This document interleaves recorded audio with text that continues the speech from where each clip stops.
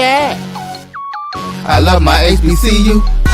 And boy, I love it, love it. I love it, love it. I love my HBCU. And man, I hope my team they won. I hope my team they won. Yeah, man. I hope my team they won. I hope my team they won. I tune into the HBCU Sports Lab to see if my team won or lost. If they lost, I'm quiet as a mouse. But if they won, keep tab. I'ma do the dab, yeah. Dr. Cavil, he know what he be talking about. Mike and Charles, they know what they be talking about. They compress the analytic data with this hip hop. If you know them like I know them, they gon' tell you if your team, if they won or lost, and who the ball. So listen to Professor, yes sir, and pay attention, cause he gon' teach a lesson.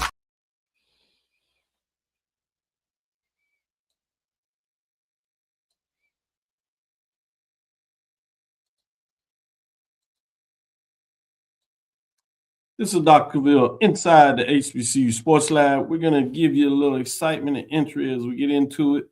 I apologize. I was excited and forgot that we needed to do a show today. I was watching the updates from ESPN in the first 4 game featuring Howard. Looking at that, and then I turned around. I'm like, Drew was like, "Are we doing the show?" I was like, my fault. Let's go ahead and play that intro.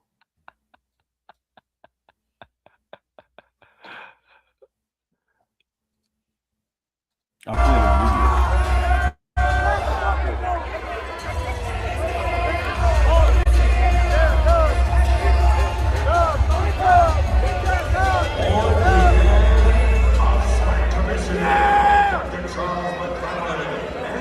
play the video. We congratulate Coach Byron Smith and the Carolina Panthers on a wonderful season.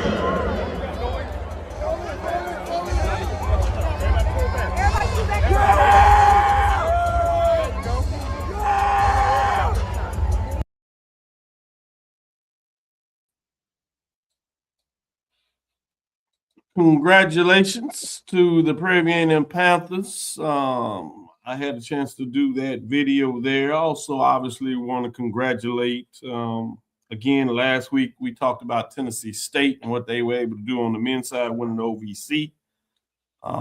You had Howard University. Congratulations, as they did the double-double, just like Southern was seeking to do.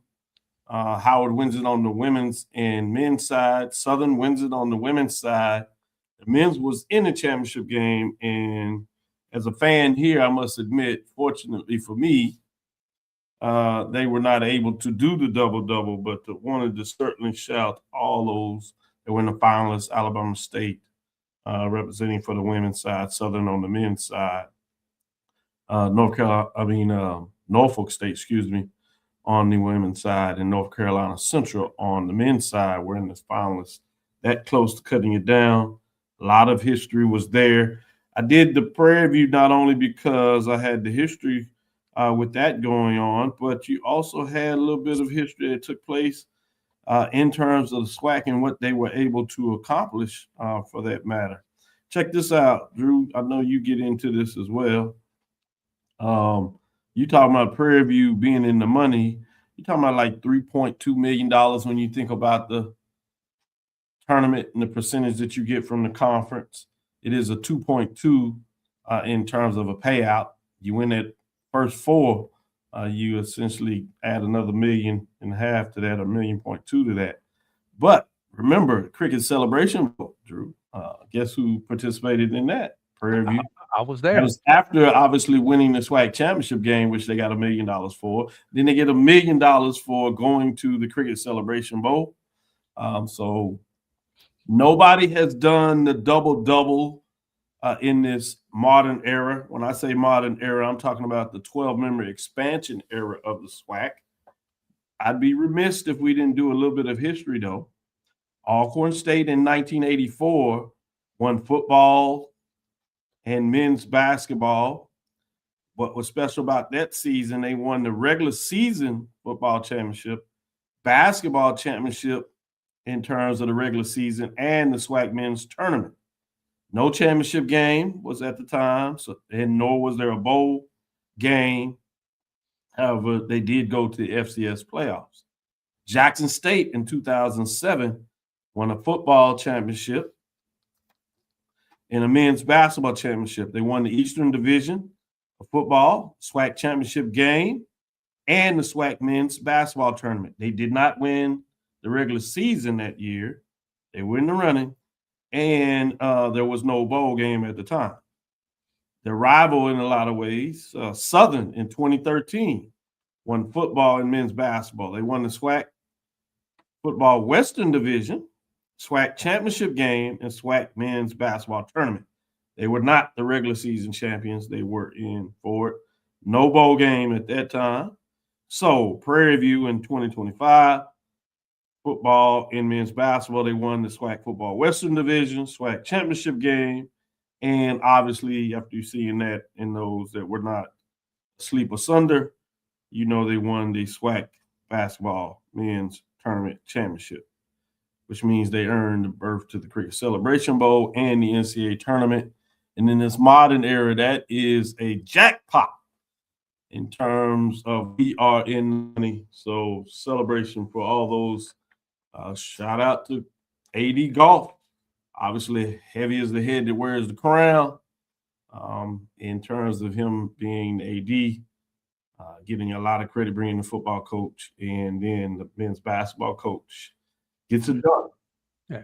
And Emmett brought up one I think you might have missed, Dr. Cavil, and I think it was 2003 when Alabama A&M won football and basketball in the same year. Our very own Coach Petway was the basketball coach during that time. I do not remember who the football coach was at Alabama A&M during that run. That was one Brian brought up on Sports Wrap on Sunday. I'll check it out. I may have missed that, and certainly will look corrected. I did hear him talking about that, but I didn't see it. Oh, my bad. Brian quickly corrected me. It was 0405.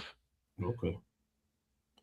Good stuff. Good stuff. Shout out. Do not want to leave out the Bulldogs. Obviously, my better half is a Bulldog, so she would not feel comfortable if I did not acknowledge that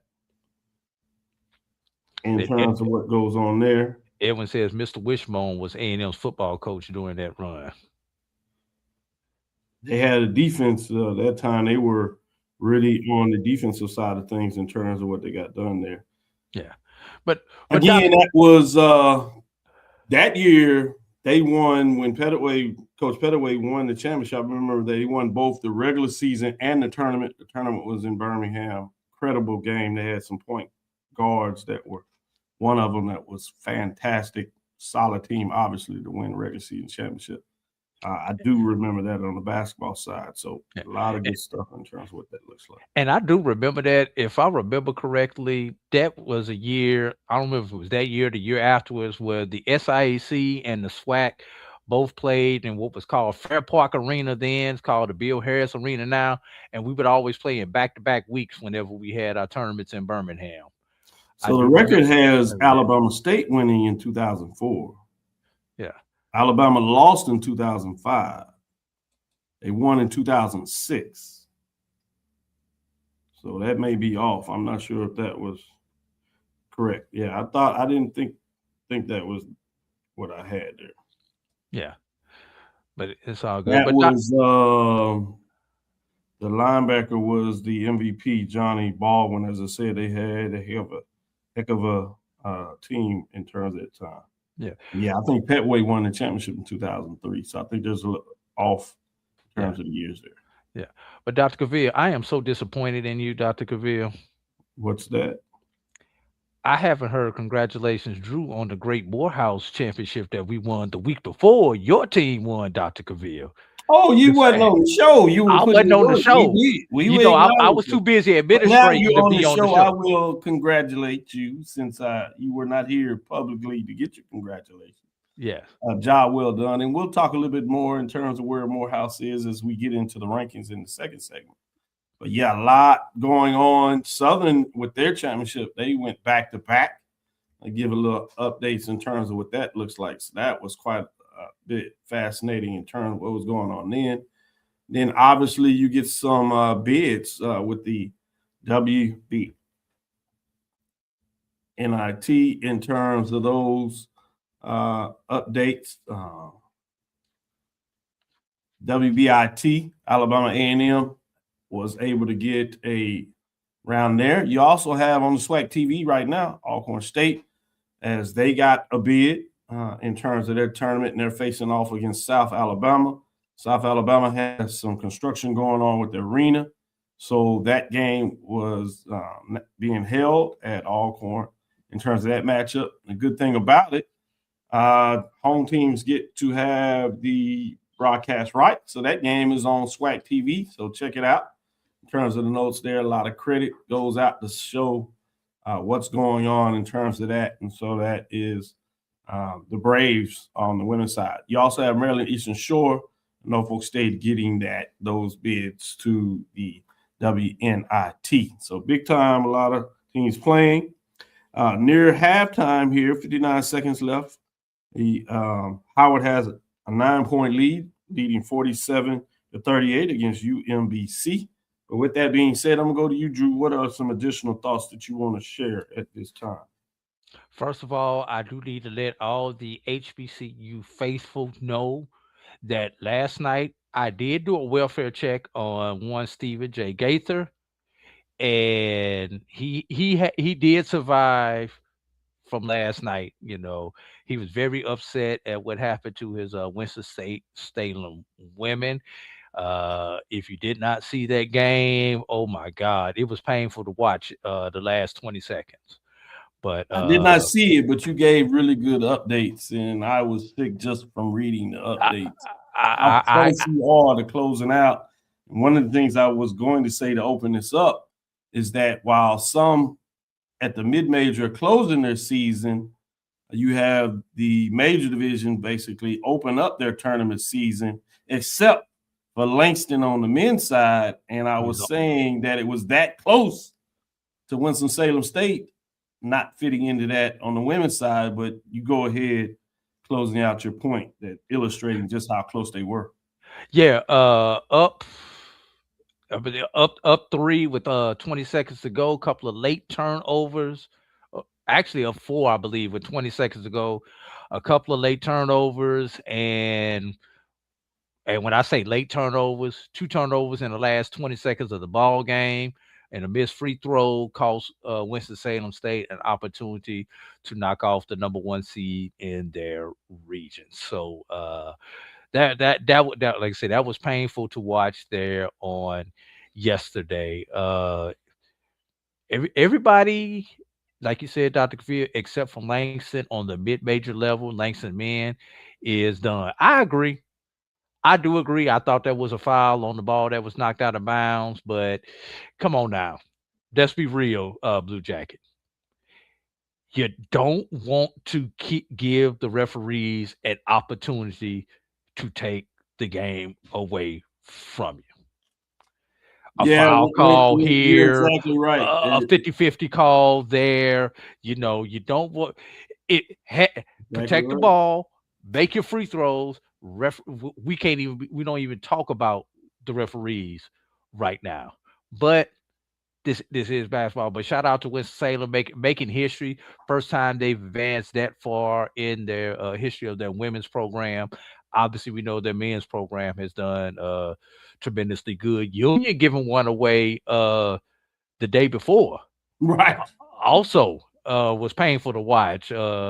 Union pretty much having the lead throughout. Fayetteville State giving one away in overtime. So our Division II's having a great opportunity to advance. But yeah, it's been some painful but growing pains as we get these teams go. And last thing before we go to break, I want to comment on something else Blue Jacket threw out here, Dr. Cavil, because I really have no news. We've all been watching basketball. It felt like there was nothing going on last week besides the SWAC and the MEAC tournament, although there was plenty of other sports going on.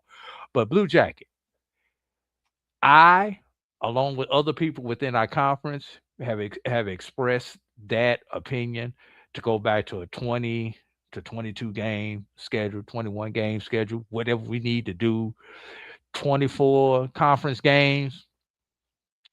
Still left the SIAC with one team in as the number 8 seed.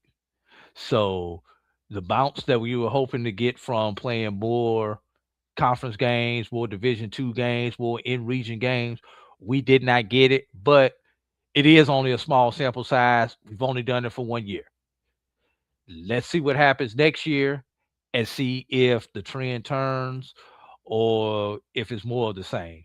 If it's more of the same after next year, you have to start reconsidering, do you stay with a 24 scheduled conference game in the SIAC, or do you scale it back?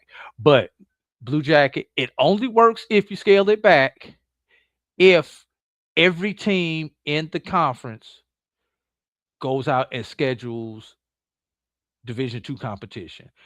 If they're going to take those games to continue to play NAIAs and our Sisters of the Poor with games that do not count, it's going to hurt the conference rating overall. So everybody in the SIAC has to step up and make sure that they play the type of games that they need to play. Yeah, and you're right, Coach Green. It did work on the women's side. It also helped that you had two teams yourself with Edward Waters and Miles, where Miles started off in the first rankings with only 2-3 losses, and Edward Waters uh, with their great conference record. But the one thing that worked on the women's side that didn't work on the women's side, Coach Green, y'all won those out of conference games. The men's teams didn't.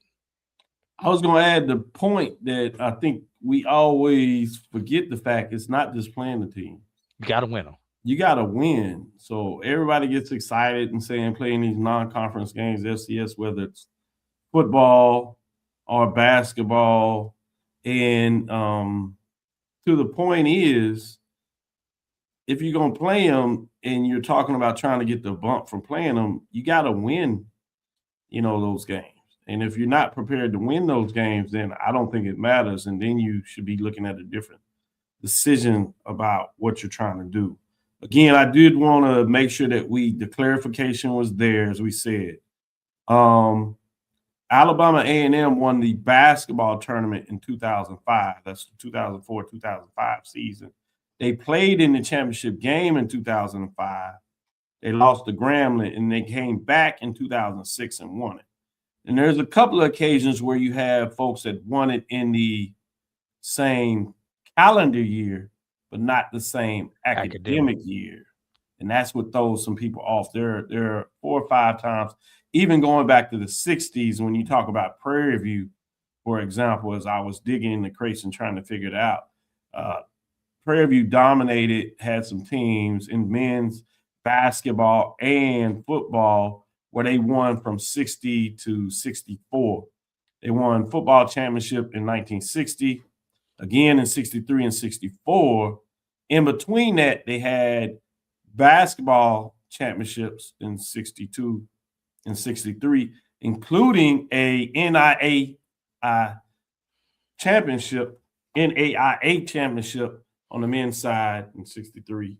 And so that was a heck of a year. But even then, little off when you talking about the fact they didn't do it in the same academic or athletic sporting calendar year, but they did it in the same full year. We'll take our first break, come back on the other side. With that being said, halftime, Howard is up 49-41 over UMBC. Continue to get it done. Bison are looking really good in terms of the play that happened. Let's take our first break, come back on the other side. We're going to give some mid-major updates. We'll start with the women's side. Those is pretty much all done. So we'll keep it going as we wait to see what happens on the men's side. But pretty much this should be basically your final ranking. So I'm intrigued to see what AD Drew has to say about that. And we'll do that when we get back on the other side. This is the Dean of the College of HBCU Sports, Kenyatta Cavil of Dr. Cavill's Inside the HBCU Sports Lab with Mike Washington and Charles Bishop. Come mix it up in the lab where the course lecture is in session every Tuesday from 6 o'clock p.m. Central Standard Time on Facebook Live, YouTube Spreaker, or the BCSN app, as we discuss all things about the HBCU sports culture, including exploring the week that was in the sporting HBCU diaspora, as well as the upcoming week of HBCU sports. With me, the Dean, the College of HBCU Sports, on Dr. Cavill's Inside the HBCU Sports Lab with Mike Washington and Charles Bishop. Course lecture dismissed. It's never too early to plant the seed, to share the tradition, and instill a sense of pride in your HBCU with your little ones. HBCU Pride and Joy Children's Boutique helps you share your school spirit with a wide selection of adorable kids apparel and accessories officially licensed from your favorite HBCU.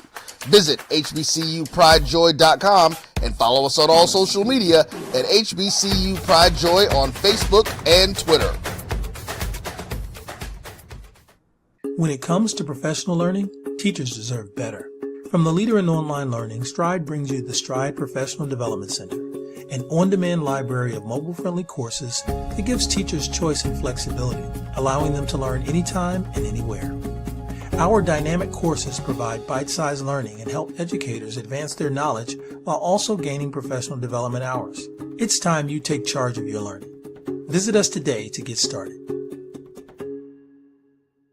For over 30 years, HBCU Image has been more than just an apparel store. We've been a movement, a statement, a legacy. We celebrate the pride, the purpose, and the culture that make historically black colleges and universities legendary. HBCU Image, a Kenny T's company.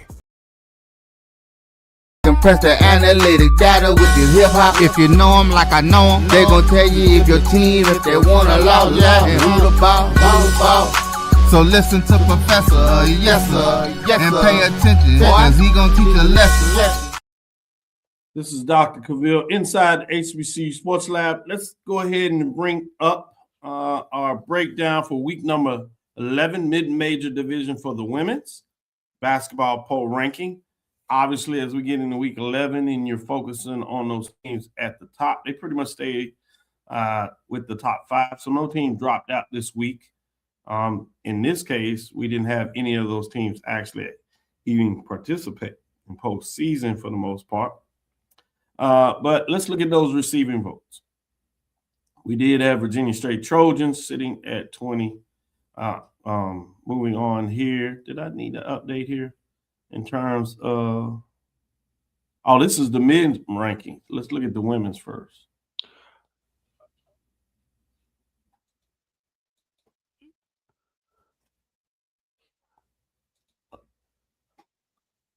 This is the right one. Oh, yeah. That's it. My fault. Yeah, no problem. I do it off. I was like, something ain't looking right here. Yeah. So, I no teams dropped out this week. But we do have receiving votes with Lane Lady Dragons sit at 22-6, 19-5. Yeah, Bowie State Lady Bulldogs sit at 19-8, 10-5 as they finish the season. Oakwood Lady Ambassadors 16-8, 10-2. Wiley Lady Wildcats 13-7, 9-3. Paul Quinn Lady Tigers 14-10, 8-4 in terms of what they were able to do this season. Let's look at the top five. And we are welcoming in Wilton as he will get in the mix and tell us his thoughts on these top five. Talking about perfect timing. See if he is smiling at the end or does he frown up. Oh, Lord. In terms of what the top five looks like. You know, obviously, Wilton is solid. He has his own top five. So he has something to really go back and forth in terms of his thoughts. We'll see what that looks like. Edward Water Lady Tigers sit at 23-6, 21-3. 33 points. They remain in the fifth spot. These teams all have 20-plus records to let you know just how tough it is to be in the top five in the mid-major. Langston Lady Lions had really had a great season. Not much success in the playoffs as they lost their first game, which a lot of these teams did until you get to the top of this poll ranking. But they finished at 24-6, 18-4. When you talk about the Lady Lions, 47 points. They stay in that fourth position. At number 3, Fayetteville State Lady Broncos, 21-6, 13-3, 54 points in terms of what they were able to do, 55 to be exact. Then you have number 2, Miles Lady Golden Bears sit at 25-6, 20-4, with 72 points. Winston-Salem State Lady Rams 28-4 in terms of the first year for the coach getting that type of record is tremendous. They actually earned all 10 first place votes and have 100 points in terms of the rankings. So they are clearly the number one team, at least in terms of the poll rankings. We'll see if these two gentlemen agree with that. Wilton, excuse me. We're going to let you jump in here and go first in terms of your thoughts on the poll ranking. So, Doc, looking at the top five is, pretty much what I kind of projected it to be. You had, obviously, at number 5, Edward Waters. I maybe would have raised them up maybe by. Oh, you taking them up a little bit. Okay. Yeah, I would have made but one spot. I maybe would have raised them up by one spot. I'm okay with Langston being at 4. Fayetteville State at number 3, I'm okay with. I just think back to that CIAA championship game against Winston-Salem State, and they just really put it on them like bad. Miles obviously would be number 2. Winston-Salem State number 1. Shout out to the season that they had with Coach Tier and what she was able to do with that program to go get a win in that first round, and then of course. Obviously, the season came to an end for them, but an incredible season for Winston-Salem State. Excited to see what they can build on for the upcoming season. But the standard has been set, and granted, you never know how things can change based off of transfer portal, NIL players, hopping in and out and going to different schools. But definitely proud of what Winston-Salem State and really all these teams and what they were able to do this year in this season. Great points. Great points. Eddie Drew, where are you on the poll ranking for week number 11? I think he's muted. I've got to fire the producer for not opening my mic up. I don't know what I'm gonna do with him. Anyway, in general, I'm good with this, but let's just have a debate because everybody can't be in agreement with the poll. It doesn't make for a good podcast. So I gotta create me a debate. All right. If you take Miles won the SIAC championship, but they had a bad showing in the first round of the tournament. Fayetteville State lost the CIAA championship, but had a much better showing in the tournament for the last game, only lose about three points to Seton Hill. Number 4 Seton Hill, Fayetteville State was number 5. So do you weight those last 2 performances, and how do you weight those last 2 performances? Fayetteville lost 2 games in a row, but the last time out, Fayetteville looked a little bit better than Miles. Do you have some recency bias? Just put it out there for discussion. And number 2, Edward Waters, Langston. Both lost in the first round of their conference tournaments. Both lost in the first round of their national tournaments. But Edward Waters had a better game in their first round of the national tournament than Langston did. But Coach Green, you may want to turn your head away from I can't get that 30 points out of my head, Coach Green. I can't get it out of my head. So you can make the arguments. I'm fine with it, but I just wanted to put some stuff out there that you could possibly discuss. And there could be a discussion of Lane in place of Langston and bumping Edward Waters up one spot, since Lane did play Miles in the championship game and gave Miles a run for their money in the championship game. The other thing is to think about is Langston did win the regular season for their conference. True. And so I think the computers and probably some people voting probably gave Langston an edge because they got an outright championship. When like you said, everything else was pretty much equal in terms of tournament upset early for both teams, and then tournament upset in terms of how they were bounced out of their respective national tournaments. And Edward Waters did win their division. I think different divisions, and people may have their druthers of one being, slightly better than others, and I certainly respect that. I think, though, what's challenging when you do this, it's almost like you're picking them apart, and you be like, one has 24 wins, one has 23 wins. They won the division, won a conference championship. I think it's tournament. You talking about teams that had great seasons, and 4 or 5. I agree with you. I wouldn't be mad if you put them anyway, but I kind of wanted to go out celebrating the fact that those top 5 teams are pretty much unequivocal about where you put it.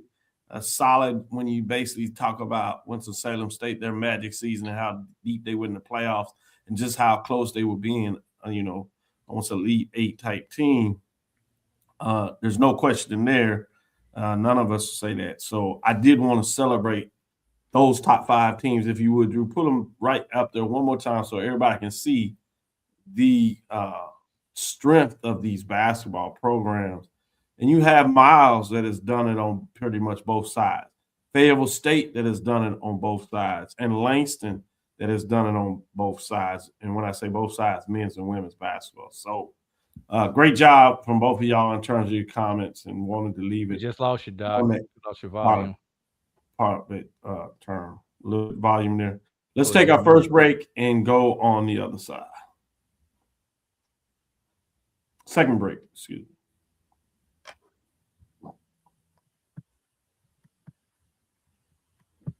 Mic check.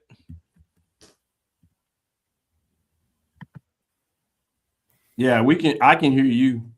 Yep, I hear you clearly. Yeah. And Wilton can hear. I'll text him.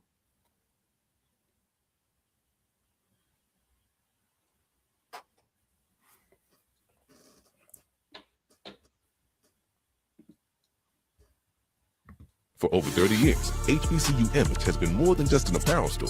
We've been a movement, a statement, a legacy. We celebrate the pride, the purpose, and the culture that make historically black colleges and universities legendary.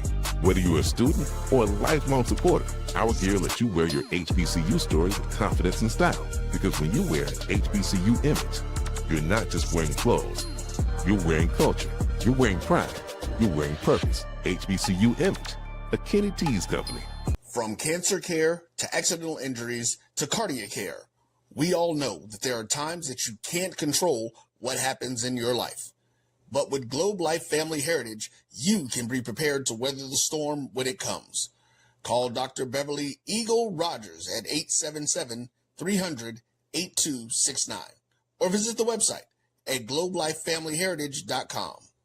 With over 25 years of serving communities, Dr. Beverly Eagles Rogers is here to help you and your family through difficult times.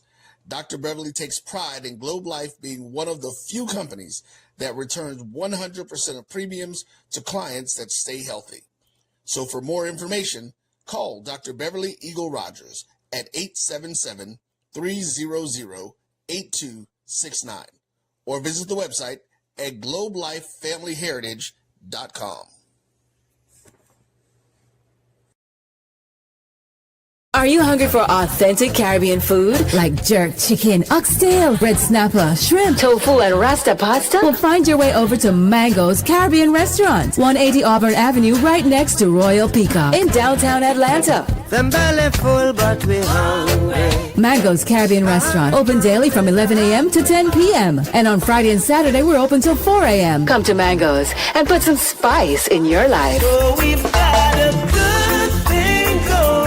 Mango's Caribbean Restaurant, 180 Auburn Avenue, right next to Royal Peacock in downtown Atlanta. For more info or directions, call 404-698-3992 or log on to mangoscaribbeanrestaurant.com. For instant coupons, text MANGOS to 313131. Tell your mama hungry, papa hungry, brother hungry. Mango's Caribbean Restaurant, authentic Caribbean cuisines. When you're looking for the latest information on Southern University sports, the Southwestern Athletic Conference, and HBCU athletics, there's only one place to go. Tune in to the Carlos Brown Show, exclusively on the Black College Sports Network. Compress the analytic data with your hip hop. If you know them like I know them, they gon' tell you if your team, if they wanna lose, and who the ball. So listen to Professor, yes sir, and pay attention, cause he gon' teach a lesson. This is Dr. Cavil with Inside the HBCU Sports Lab. I hear you now, Mike Watson, Charles Bishop, 80 Drew is back in the game. Man, those those computer gremlins, you know. They and the sad thing is, they got nervous thinking you talking about something else. Yeah, and I saw your meter moving on the screen, but I'm like, I can't hear him. I get you being nervous like that. I certainly understand. Second half hasn't started for the first four. And again, the Howard Bison lead UMBC. Terriers 49-41. So it's a good start to the first half. Let them close it out. Sure could see the MEAC getting that second unit. Getting a win for Howard would be tremendous. I was seeing something out there talking about Howard Bison and their coach in terms of what they've done. He's pretty much equaled their historic success over his first decade, 5-6 seasons at Howard. So it's fascinating when you think about how fortunes can turn with the changing of the conference somehow, a little conference churning, bring in the right coach, and things sure get done pretty fast there. So fascinating when you think about that. So they call it the KB effect over there on HU Bison Sports. Before KB, 48 seasons. Check this out. 321 seasons during that period. 4 regular season titles. 3 MEAC tournament titles and 2 NCAA Division I tournament appearances as the Bison became D1 in 1980. The first season they won the MEAC tournament, there was not a bid to the NCAA tournament. Howard under KB Wilton, AD, 6 seasons versus 48 seasons. 2 20-win seasons, 2 regular season titles, 3 MEAC tournament titles, and 3 NCAA Division I tournament appearances. The MEAC has some coaches over there when you think about Norfolk State and North Carolina Central in terms of those 3 coaches, almost half the conference in terms of what they've done over their career, with KB doing it just over the last 6 seasons. That is amazing when you think about it. Kudos for the AD for hiring. If you go to HBCU Game Day YouTube channel, they have the interviews for the NCAA. We may get the player version up and play you a little clip at the end of the show so you can listen into it. But if you go and listen to the higher thing, you have the coaches on the second half. And Coach got really emotional, talking about how he lost his first season and the second season, and the AD stuck with him and turned it around. And he talked about, obviously, how special it was to be at Howard, where he had to create that winning culture when he was part of a winning culture at Duke. So it was uniquely different in terms of experience there, in terms of creating it, particularly doing it at HBCUs where he was mentoring Black men. So he did not shy away from that. So kudos to his comments. If you get a chance, I think it's something powerful to listen to. So I did want to share that as we get back into it. Things have opened back up, and the Bison are starting off well where they started off the game. They now lead 56 to 48, as it was 46. It was 10 as UMBC just scored. So back to 8. We'll see what that looks like as they move on that and keep you updated. But now it's time to get into mid-major poll rankings, top 5 for the men. See what these gentlemen have to say about on the men's side. I have some intriguing dialogue I want to ask you, so I'm fascinated to see what you all have to say, not just about the polls, but how things might finish out, as we do have Langston Lions on the men's side that still are playing in their NAIA tournament. So, as Drew did appropriately, he had it up. No team dropped out this week. let's get to that, and let's look at also the teams receiving votes. Virginia State Trojans, 20-10, 12-4. Clark Atlanta Panthers sit at 21-8, 17-6. Miles Golden Bears at 20-8, 17-7. You have three teams outside of the top five that have 20-win seasons. Kudos for those teams. On the women's side, you saw one of them outside. Stillman Tigers sit at 18-9, 10-2. Tougaloo Bulldogs 17-8, 10-2. Tremendous seasons essentially for those top 10. Really special seasons when you talk about these top five. Let's start it off at number 5. Tuskegee Golden Tigers 22-8, 19-5, 37 points. A little more changing in the poll rankings for the mid-major this week as they fall a spot from being number 4 last weekend, which means at number 4 you have Morehouse Maroon Tigers 22-10, 17-5. They were up to number 2 after last week. 19-5. Yep. It was 19-5. 19-5 in terms of conference. Thank you for that, clearing that up. You would know, huh? Yeah, I'll make sure you get that right. They were ranked 2. We have the SID here. He's going to know those stats, particularly if not for anybody else, which he tends to do. He's certainly going to have it for Maroon Tigers. So we're going to trust him on that. At number 3, Virginia Union Panthers sit at 25-6, 13-3. Holding on to 2 first place votes, 60 points. As they stay at the 3 spot, this is where I want to get a little bit of your questions, your thoughts. Langston Lions move back at the top of the top 5. In fact, they're number 2, as you see. 23-6, 17-5, 3 first place votes, 67. They lost in that final, but a lot of teams got wins, so they had slid to the 5th spot. They're all the way up to number 2. Number 1 is Fayetteville State Broncos, regular season division champs, tournament champs. Did win a game in the tournament, lost one.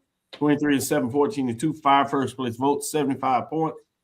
And they remain number 1 in week number 11. First, let me get your thoughts on the poll rankings. I'm going to start with you, AD.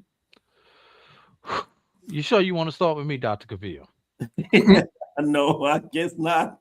But you done put me out there. Yeah. So I'm gonna have to get into this. I want to hear. Okay, let's start at the top. Fayetteville did beat Union, won the CIAA. And I'm looking at this 1, 2, 3. Both lost in the first round of the in the second round of the NCAAs. Both teams did pick up a victory in the first round of the NCAAs. Yes. So you have because Fayetteville has a CIAA championship regular season and postseason. Okay. You have to put Fayetteville above Union. The question is, do you put Langston above Fayetteville because Langston has picked up thus far 2 wins in their national tournament versus Fayetteville, who only picked up 1 win in the national tournament. Both tournaments feature 64 teams. Yes. A little bit of a different format in how they play them, but still, Langston with 2, Fayetteville with 1. Early rounds are at the higher seeds. Langston. That part is consistent. Yep. And Langston won on somebody else's court, just like Fayetteville picked up a win on somebody else's court. Might be laid a little bit towards Langston because Langston is still playing versus Fayetteville. Now, question is, do you move Morehouse above Union? Morehouse does have a conference championship, regular season, and tournament championship. But Morehouse did lose in the first round of the national tournament to not only the number 1 seed in the region, but the number 1 team in the nation in Division II, who also happen to be the defending national champions. How much do you weigh that in? And oh, by the way, been in the national championship game, was in the national championship game and lost 2 years ago. I'm talking about one over Southeastern. Now, Yes. one thing about the SIAC, we talk about the CIAA, but the SIAC gauntlet, at least through the tournament, may have been a little bit tougher because when you got to the Final Four in the SIAC tournament, not only did you have the 4 best teams in the conference, the number 1 versus number 2 on the East, and the number 1 and number 2 in the West, but you also had all 4 teams in the SIAC semifinals all had 20 or more wins at that point in time. When is the last time we've seen one of our conferences with their Final Four with all 4 teams with 20 wins or more? All 4 teams take care of business and you don't get an early round upset where you actually have the top 4 teams in the conference playing for the in the semifinals. We're not gonna give him assignment to Brian because he looks at his dates a little differently. Not too often. I want to leave a little bit of meat on the bone for Wilton. Yeah. And no, that's perfect because it sets up Wilton to say whether he agrees after he breaks down the poll ranking or as he goes through his analysis, he can say why he agrees, disagrees with what you just put on the table. So, Doc, you know, sometimes AD, he'll agree with me sometimes, and then sometimes he'll be on the opposite end. So I'll just be like, you know, we have our moments where we agree and we disagree.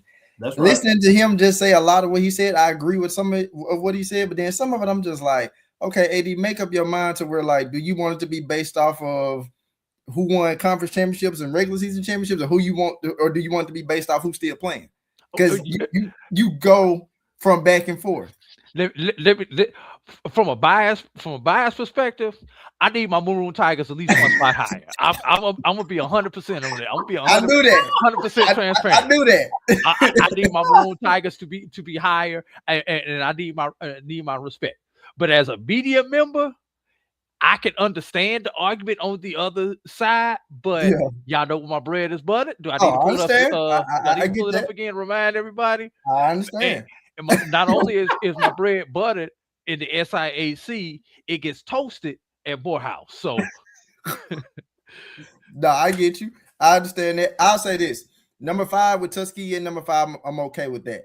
I wouldn't put Morehouse above Virginia Union. I would keep Morehouse where they are, and this has nothing to do with the way that Morehouse lost in the playoffs or anything. I know they won the regular season and the tournament championships for SIC, but I would definitely keep them at number 4.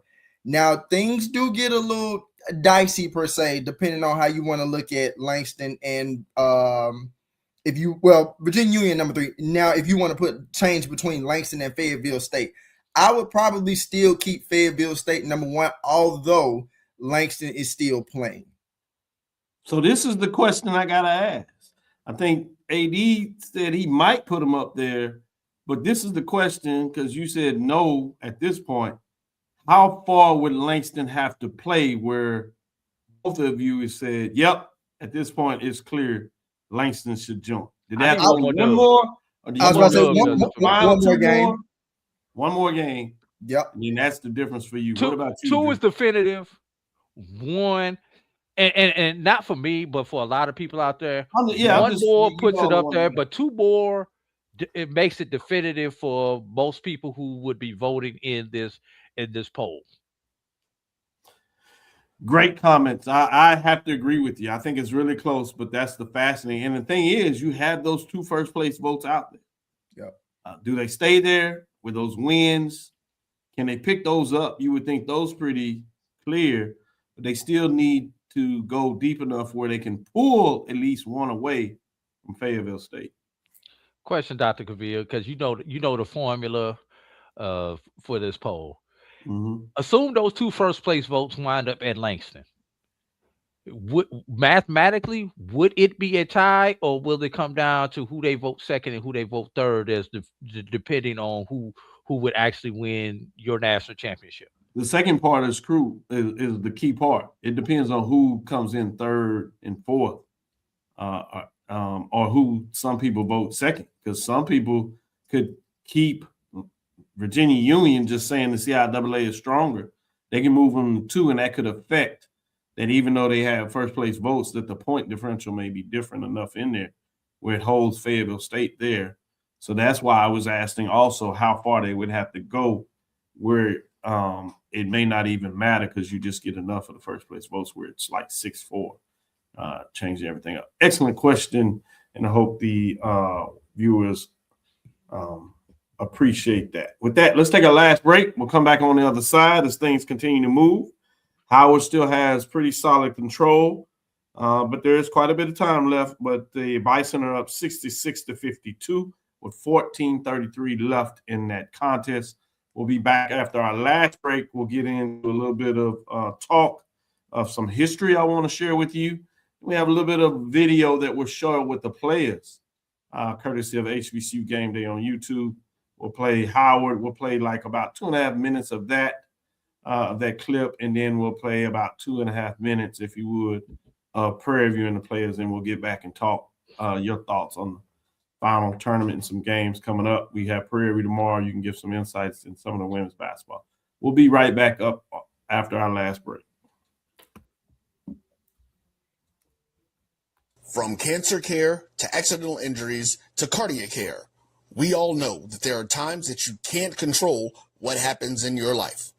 But with Globe Life Family Heritage, you can be prepared to weather the storm when it comes. Call Dr. Beverly Eagle Rogers at 877-300-8269 or visit the website at globelifefamilyheritage.com. With over 25 years of serving communities, Dr. Beverly Eagles Rogers is here to help you and your family through difficult times. Dr. Beverly takes pride in Globe Life being one of the few companies that returns 100% of premiums to clients that stay healthy. So for more information, call Dr. Beverly Eagle Rogers at 877-300-8269 or visit the website at globelifefamilyheritage.com. And we have to fund our kids in these colleges, and we have to make sure our kids have seats in these colleges. Now, what about HBCUs? You mentioned. Absolutely. You got to fund them all, and you've got to make sure they're properly funded.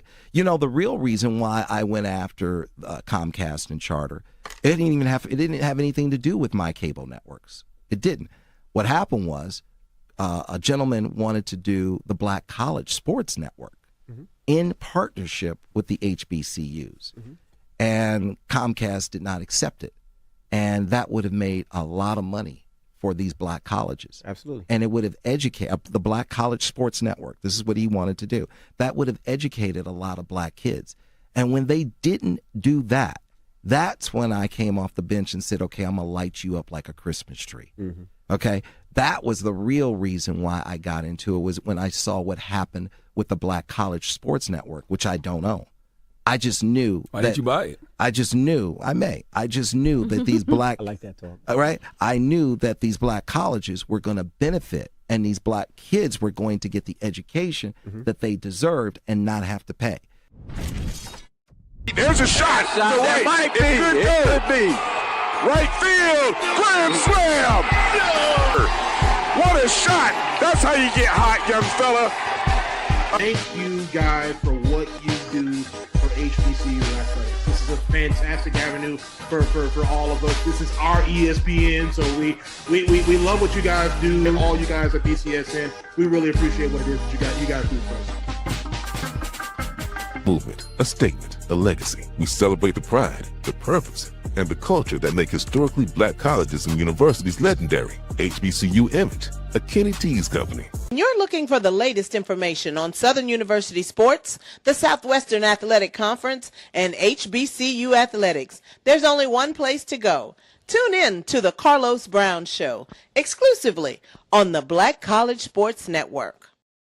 Compress the analytic data with your hip hop. If you know them like I know them, they gon' tell you if your team, if they wanna lose, and who the ball. So listen to Professor, yes sir, and pay attention, cause he gon' teach a lesson. Do we have the ability to pull that up, Drew?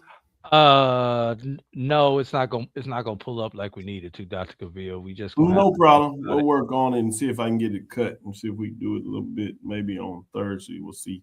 We have time to do it there still. Would be timely. With that being said, it's perfect. It gives me a chance to take us down memory lane a little bit. Test question, since they call me the dean or certainly a professor, without exact, and I had the professors on here. Do either of you know which was the first HBCU program to play for a desegregated championship in any sport? In this case, I'll give you the sport, basketball. Do you know? I've said it on the show. So some of y'all, anything I'm going to test you on, I'm going to give you the information. But I'm going to see if you were paying attention. It sounds like AD Drew knows. So I won't ask you to answer, Wilton, but do you know? I do not. But I I would like to appreciate know. you. I like students like that. I like professors like that. It's like I do not. But he's willing to learn. AD Drew, you believe you know or know you know, right? I want to say it was Tennessee State. Well, guess what I have here? I have an article from the Pittsburgh Courier.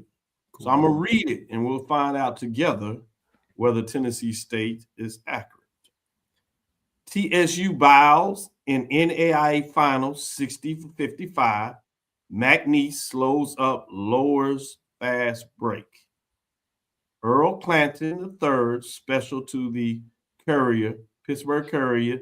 This is from the archives, 1955 to 1966. This is March 24, 1956, gentlemen, is when this article was written, I should say. Again, that is 1956, March 4th, and today's date is March 17th. That is 70 years ago, a week from today, essentially. So again, TSU bows in NAIA final 60-55. McNeese slows up losers fast break. I told you who was written for it. So Kansas City, Kansas, Texas Southern University, the first all-black Negro collegiate basketball team to reach the finals of the NAIA basketball tournament, had their dreams of a national championship rudely shattered here at the Kansas City Municipal Stadium Saturday night by McNeese 60-55. As more than 9,000 fans beat out a tattoo for more action, the McNeese quintet went into a successful semi-freeze with more than 11 minutes remaining in the game and eventually came out on top to a hard-fought victory. The winners went into their slow motion brand of basketball after they had taken command of a 46-43 lead. They took no chances after that. McNeese, by beating TSU, proved to be the jinx team for the three Negro colleges in the event. They eliminated Central, that is Central State, 87-74 in the second round. Tennessee State University, 76-68 in the quarterfinals before defeating TSU, Texas Southern University, championship game. Texas Southern got off in the game that counted most. They took an early 12-4 lead over McNeese. They held on to that margin until 2 minutes before the end of the first half, when the McNeese, led by their scoring ace, Bill Regal, tied the game score at 31-31. The eventual winners then moved out front 34-31, before a last-minute rally sent TSU off the floor with a 35-34 halftime lead. After the teams were tied twice in the opening minutes of the last half, 36-36 and 38-38, McNeese took a three-point advantage. They never gave up. Regal and Frank Glenn paced the winners with 21 and 14 points, respectively. Top point producers for Texas Southern were Benny Swain, up in the Hall of Fame rafters up there at Prairie View. Wilton, you've been here. You've seen the numbers up there. Yep. Particularly his, with 13, and Freddie Mara with 11, excuse me. Freddie Mara's numbers up there as well. He also was a quarterback. While the winners were slowing down TSU, dreaded fast break, they had a 45-point lead. Shooting average, I should say, from the floor. TSU in the meantime was only able to hit on but 19 baskets in attempts for a below per 24-point program shooting percentage. From the free throw line, the winners connected on 10 of 19 attempts, while the losers were successful on 17 of 24 free throws tries. Swain, who had 29 points, second only to Reagland, the scoring department made all the tournament teams for that. So, 80 Drew, in terms of Tennessee State, they were actually the first team to make the NCAA tournament. And they were fortunate to some degree because actually Central State had made the tournament the year before. But if you think about the time when they were granted invitation, their school, Central State, did not have the Negro terminology that a lot of schools had, so they didn't know that they were HBCU or Black college. So it was actually rescinded that year, unfortunately for them. And then next year, Tennessee State, at the end, they won a game, lost in the second round. Tennessee State won again. It wasn't until the third year that Texas Southern finally bested them. And then it was later where they moved from that District 9 that we talked about where all teams played the other, and only one got in where they moved to districts. And you ultimately got several teams in, like this year where you end up having 3, and you had the magical run by Texas Southern University. I share that with my students. This is the first time that I was able to pull an article. And so I thought it was appropriate time, as I did it a couple of weeks ago, doing another project. And obviously, as we're in postseason play, with Langston pushing forward in the NAIA tournament, and obviously at the Division I level, with some other programs, I thought it was appropriate to just read the article and share that information for those that already knew, and some that knew and forgot, and others that had not heard it.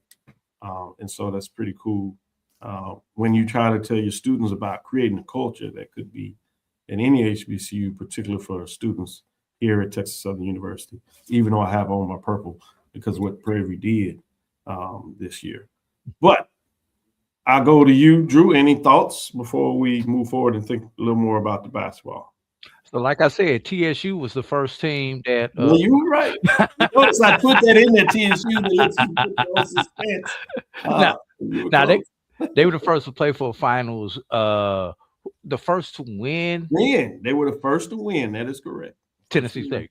Yep, and they won 3 in a row. That's where you got me at. Yeah, I knew they were the first to win. I did not realize that the other TSU was the first to participate in the final. So you'd have got me on that one if I would have been on Jeopardy, Dr. Cavil. Hey, keep you on your toes. Keeping you on your toes. Yes. Wilton, your thoughts? As a person who definitely wasn't around during that time, I can certainly appreciate the historical moment, but it also makes me think to like just kind of seeing 70 years ago. Right. I know I look old and have all these grades. I wasn't here either. But it makes you appreciate like the changes that have happened over time, but even looking at what's going on now, right? I mean, as a kid, for me, I've always seen a good, solid Texas Southern basketball team. And when you start looking back and peeling back the layers, you kind of wonder, like, okay, is it just that this team is good, or is there some type of major historical significance that surrounds some of these teams as you get older and start peeling back the layers to understand? So to see that, Texas Southern was involved, Tennessee State, and we know the incredible season that they've had under Coach Smith this year, like it just really makes sense as to like, while teams can go through lulls and not have great seasons for, years and years apart, But then when they do kind of come back and bounce back, you can relate it back to these, historical milestones in the past. And like I said, I think it's fascinating. Yeah, I appreciate it. Can I comment on this, Dr. UMBC Cavil? has narrowed the score a little bit. It's a 5-point differential, as the Bison still have the lead, but it is trickled down, as I said, to 5 points, 72-67, with 7:51 left in that contest. Go ahead, Drew. I was going to comment on that. Although the NAIA was the first ones to accept us, Emmett, yes, the NAIA did discriminate against HBCUs. Also, if you go far enough back into history, that's probably a lesson for another day, Dr. Cavil, that you can probably dig into the archives and find that out. But I do know for a No, fact you said it. NAIA did Certainly. discriminate, but NAIA did open up first. Yes. No, this 50s were the first year where they opened the door. It was 52 to be exact in terms of the terminology. So you're on it, and we can share it since we're talking about it there, and the conversation is going in that direction. So because it is important in terms of what that looks like.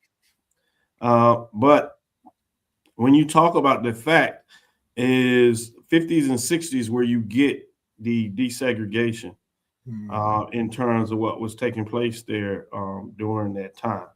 And it was in 52 when you get your first participation of in the NCAA.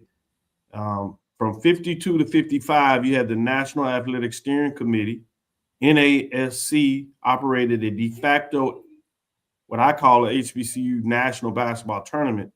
Events were featuring 18 fields among HBCU conferences at the time, CIAA that you're familiar with, the SIEC that you're familiar with, and the SWAC.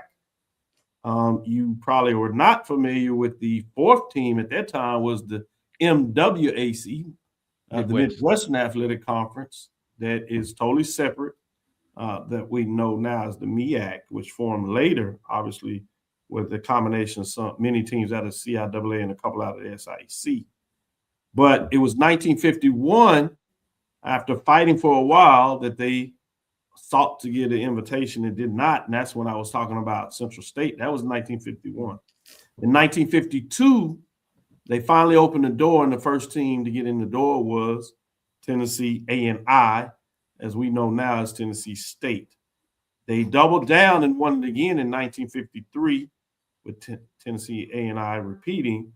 But in 1954, Texas Southern knocked down the door, and then they did it again in 1955.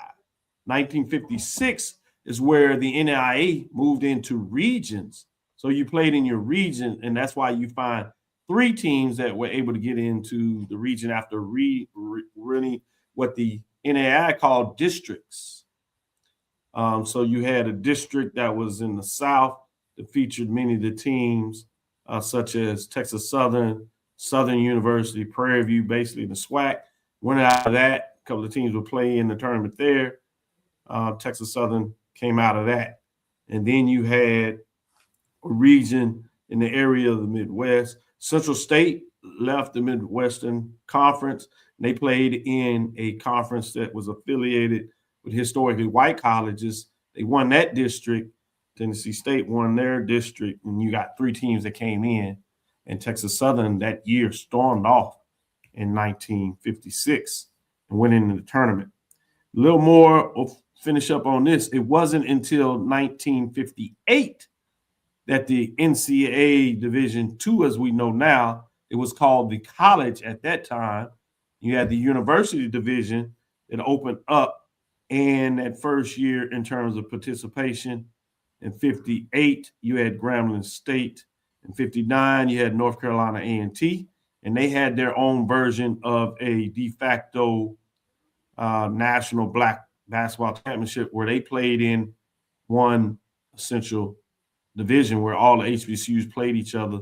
The winners came out and made the tournament to move on to the later round. And again, that was in 1958 where it was Grambling State, in 1959, North Carolina A&T.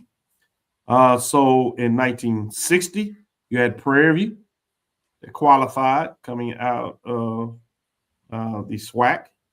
1965, Wilton Jackson. The second, guess who you have? Jackson State. 1966, again, was Jackson State. Unfortunately, as you know too well, Jackson State won their first game in the tournament. It was against the HBCU. Wasn't a problem. As they were moving on in the tournament, they had to forfeit because the state, in terms of their Jim Crow laws, said they were not allowed to play a historically white college, and they literally were forced to forfeit the game at the time. So while we celebrate March Madness, our HBCUs, the pride we have, other teams that may be within our state that connects with some type of pride, and some fandoms, frankly, of some African-American Black players that play, you have that. Before the HBCUs come in, you did have what a lot of people remember with the legendary coach UCLA. He coached at Indiana State, and he actually had Black players. So you had the NAIA desegregated in the NCAA, but they desegregated with teams that had Black players. You had some of those rules where you only allow one player on the team. Right. Legendary Coach Wooten was one of the first that did that. But it wasn't until 50 years later that you have the institutional desegregation, as I like to call it, the integration of HBCU. So bit of history there. And I was gonna say, and you talk about in the '60s. Don't forget about the Texas Wesleyan team, and I believe that was '66. That intentionally started all 5 Black players, African American, Negro players, as they were called back then, and only played Negro players in the championship game against all white Kentucky. So one of the reasons the Texas Wesleyan team was not all Black. They just intentionally started an all Black starting lineup against Kentucky in that year. Correct. And one of the reasons that tends to get a little more, from my perspective, that concerns me at times than HBCU like Tennessee A&I, who had done championships before that. They operated at the university level, which we now know as the Division I level. So there was a lot more fanfare and a lot more eyes in terms of what they did in that decision they made. But that's often why I focus more on the HBCUs, because that history is hidden more than the other history that even has a movie about it, including what you see with North Carolina Central, when that game in the 40s that was played between Duke medical students and North Carolina Central, in terms of that legendary coach, John McClendon, that won and left Central to Tennessee. And that's why I asked, oftentimes I would love to see a historic matchup that featured North Carolina Central and Tennessee State. I'm working on that. We'll see if we can get it done and pay homage to John. One last question. Yes, Blue Jacket, that is number 12 is Cedric Taylor, who did play for Morehouse last year. Yeah, first team all SIAC last year, freshman of the year 2 years ago in the SIAC, transfers to Howard. He's defensive player of the year this year. He's newcomer of the year. And if he doesn't get hurt, he probably would have won player of the year in the MEAC. Yeah, he was right there. Good point. He left. He got a championship there, but he could have stayed and got a championship with us. So yeah, good thing. The other thing is when I went to the MEAC, I went to the MEAC on Thursday, then the SWAC in Norfolk, and then Atlanta. So that's why you see me still rubbing it hard. That was Friday and Saturday. It worked out, but got to talk with Mellies and Shore, who brought in to interview after Coach Wooten and his players in regards to the 2 players he had brought. One of them came with him from Winston-Salem out of the CIAA. Another player, AD Drew, came out of the SIAC in terms of some talented players that made first and second team MEAC. So it's fascinating how it's working out in the MEAC with a lot of players coming up from the SIAC and the CIAA. See a little bit in the SWAC, but not as much. Fascinating when you talk about that.